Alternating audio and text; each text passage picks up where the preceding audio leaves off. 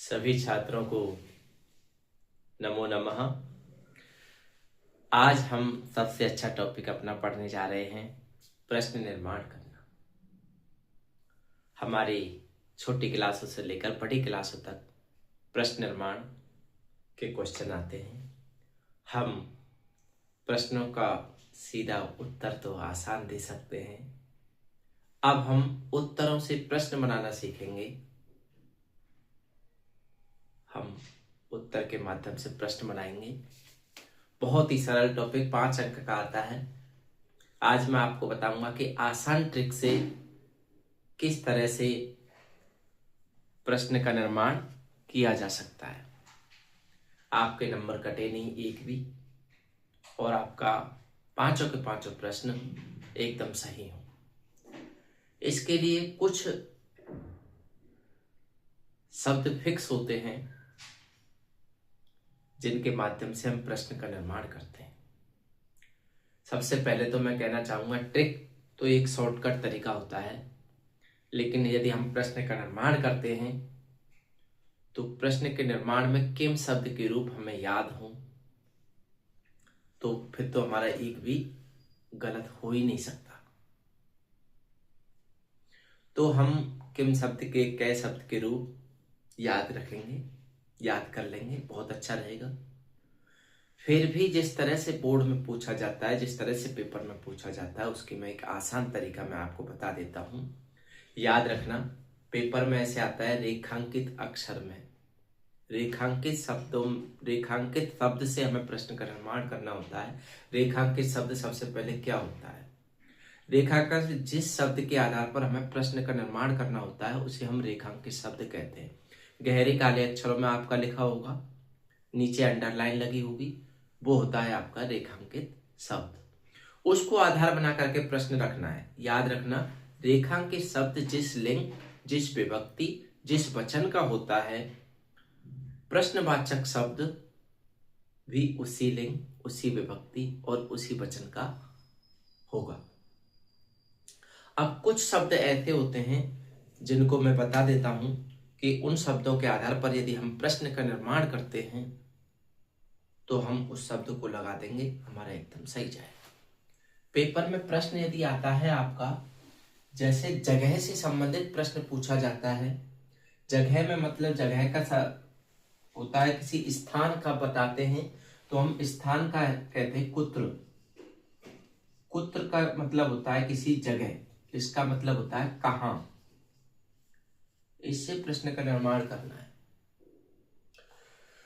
कहां का जैसे मैं आपको उदाहरण दे देता हूं, जैसे दिल्ली नगरी, दिल्ली नगरी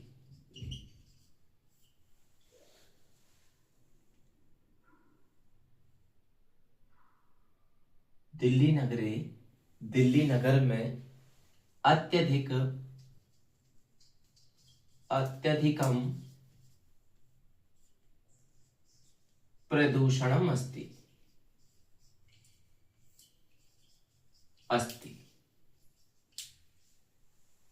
ये आपका उत्तर है। इससे हमको प्रश्न बनाना है।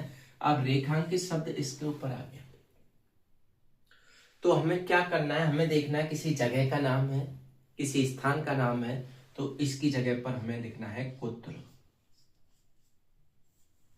कुत्र लिख दिया, और सेम बाकी सेंटेंस पूरे को उतार के, जैसे अत्यधिकम, अत्यधिकम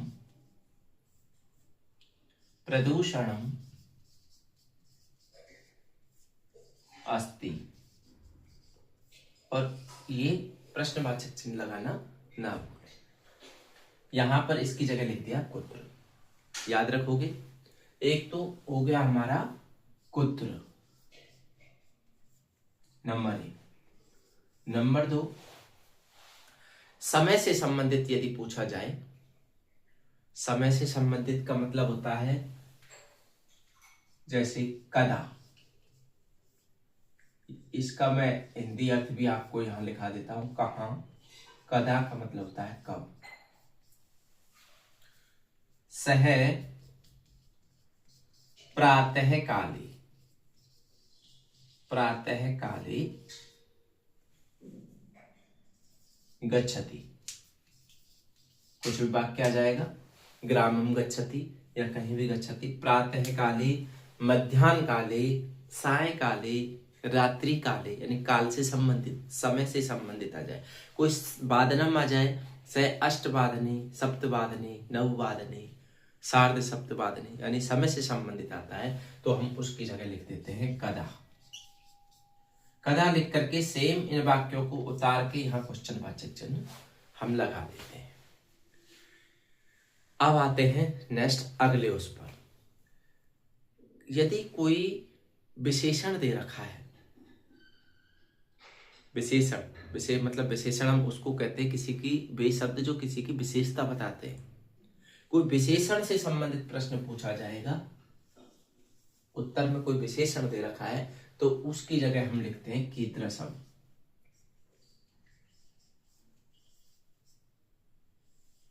कीदृशः, कीदृशः लिख दिया। जैसे वृद्धा पुत्री मनोरमा अस्ति या आसीत।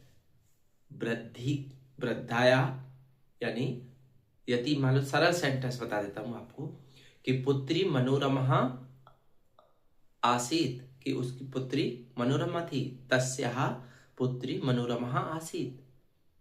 तो मनोरमा के नीचे आएगा कि कैसी थी, तो उसकी जगह हमें लिखना है आपका कीदृशः। मैं बिल्कुल सेलेक्टेड बता रहा हूं कि 6 शब्द ऐसे होते हैं जिनसे प्रश्न का निर्माण करते हैं, बाकी आपको किम शब्द के ऊपर काम करेंगे। कीदृश आ गया। इसके बाद में नंबर चौथा आपका आता है, कोई संख्या पूछे कि इसमें इतनी संख्या से संबंधित प्रश्न पूछा जाए, तो हम उसमें लिखते हैं कति।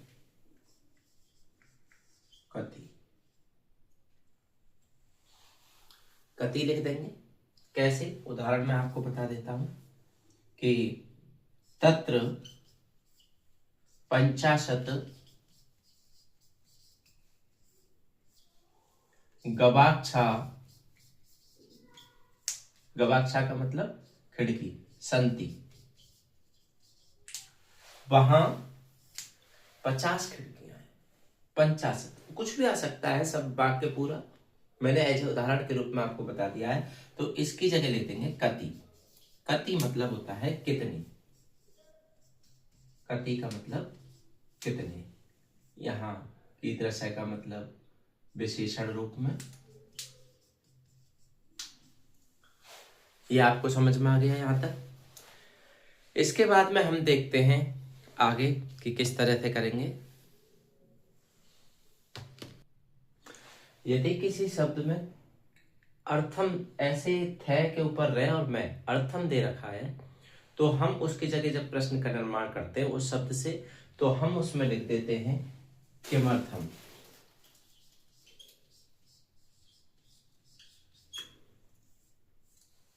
हम उसकी जगह किमर्थम लिख के अंत में क्वेश्चन वाचक चिन्ह लगा देते हैं।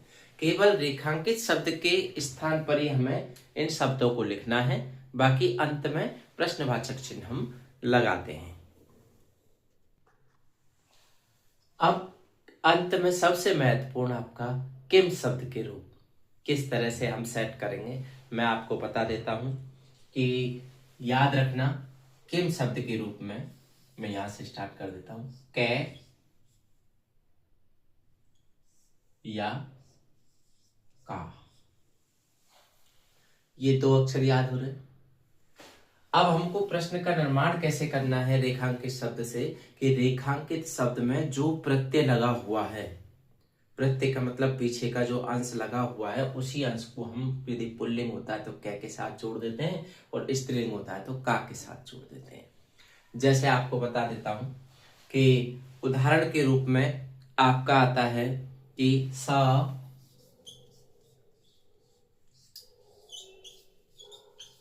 क्रस्त्रेण, सा क्रस्त्रेण भारम उद्वहति, भारम उद्वहति, वह कठिनाई से। इस पर बनाना है। तो याद रखना कि जो मूल शब्द है, मूल शब्द ये यहां तक, इसके स्थान पर लिख देना है हमें कै, और इसमें ए और न जो प्रत्यय लगा हुआ एन, ये प्रत्यय लगा हुआ है, तो केन लिख करके बाकी जो के त्यों उतार देंगे। ये आपका प्रश्न का निर्माण।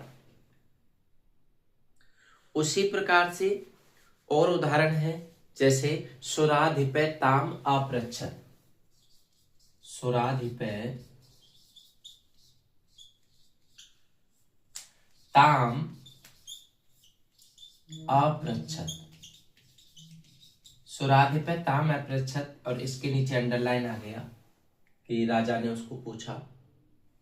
तो सुराधिपय, राजा मतलब देवताओं का राजा अर्थात देवराज इंद्र ने उसको पूछा। तो सुराधिपय यहाँ इसके नीचे अंडरलाइन आ गया। तो याद रखना पूरा सुराधिप आपका मुख्य शब्द है, मुख्य शब्द की जगह कै लगाएंगे, और इसमें पीछे क्या दे रखा है, विसर्ग दे रखा है, तो इसमें विसर्ग। आपको मैं सीधा सीधा बता दूं, जैसे कुछ शब्दों में आता है लिखा हुआ जैसे केसु, तो यदि ऐसे लिखा हुआ आएगा शब्द के रेखांक के शब्द के साथ जुड़ा हुआ है, तो इसमें हमको केवल इतना शब्द फिट कर देना, केसु। अभी मैं आपको बताता हूं कि किस तरह से आपको वहां पर उन शब्दों को फिट करना है। शब्दों की यही ट्रिक है, लेकिन किम शब्द के रूप याद करेंगे तो पूरी ट्रिक आसान बन जाएगी। लेकिन इन शब्दों को देख लेंगे, कम से कम आपके पूरे सही जाएंगे, बहुत अच्छे जाएंगे, क्योंकि मैंने आपको सभी बता दिया है।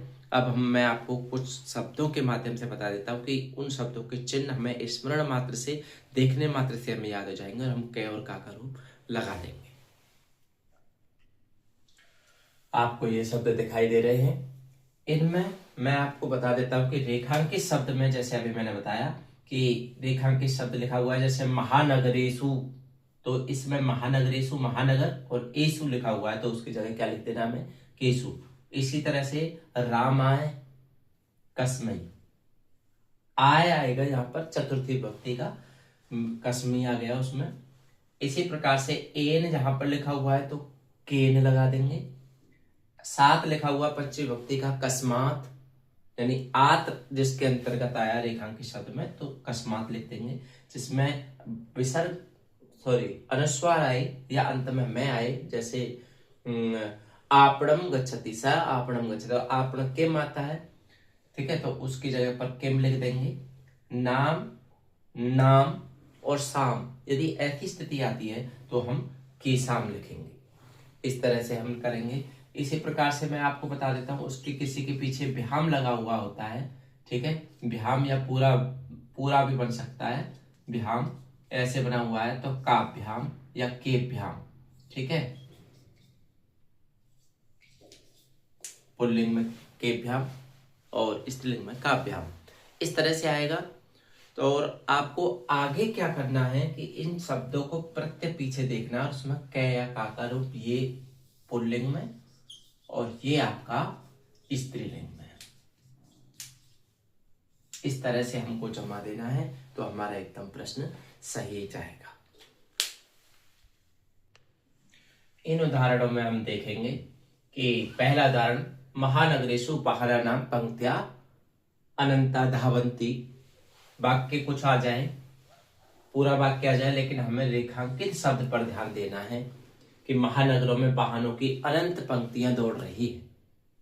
तो यहां पर हम कुत्र भी लिख सकते हैं, कहां पर वाहनों की पंक्तियां दौड़ रही है, क्योंकि स्थान का है, ये भी आपका सही है, ठीक है। यदि ऑप्शन में कुत्र नहीं दे रखा है, ऑप्शन में आपका दे रखा है केसु,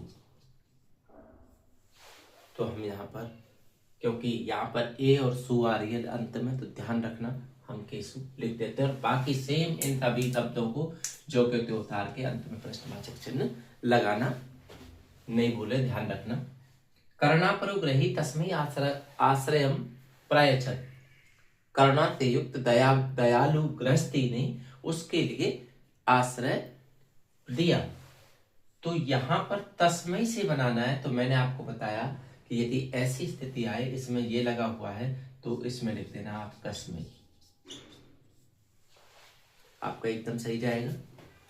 धेनु नाम, नाम यदि पीछे आ रहा है, हमें पूरा वाक्य भले ही हम ना पढ़े कोई दिक्कत नहीं, लेकिन ये देख लो धेनु नाम, नाम लगा हुआ है, तो हमको यहाँ पर क्या लिखना है, केसाम।